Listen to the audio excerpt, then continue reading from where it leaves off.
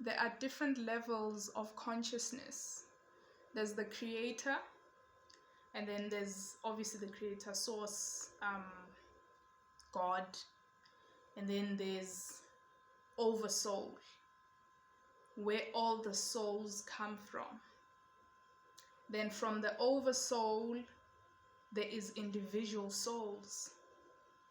So the individual souls, this is where the souls choose different life experiences. It is still source experiencing itself through the oversoul and the individual soul. So the individual soul then chooses a specific path to learn something different about itself. Then after the individual soul, there is the higher mind. The higher mind is where the imagination comes from. This is where the guidelines of that chosen path by the individual soul comes in, and it is in a picture. The mind then perceives it. So the higher mind is the one that conceives it. Then the physical mind, the brain, perceives it and experiences it. The body is the one that experiences it. And then once the body is done, the soul leaves and goes back to the individual soul. So in the individual soul now, there is a different type of soul, because it is the soul that has lived a specific reality. It has a different imprint from the oversouls that they all come from.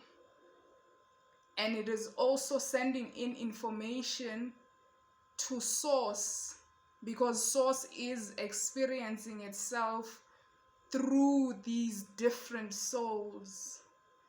And then there's the ego. The ego thinks it's the one that is in control, because it is in the conscious mind, and because we have given it titles and said subconscious and unconscious, that has made us believe that it is below the conscious mind, which is the ego, which in fact it is actually above the conscious mind, because that's where you go and receive that which you have conceived as an individual soul to experience a specific reality, and send back that information of the experience you had back to source. That's why I say it is source experiencing itself through different living things. There's souls that are in the trees, in the water, in the soil, every living thing. There is a soul in there.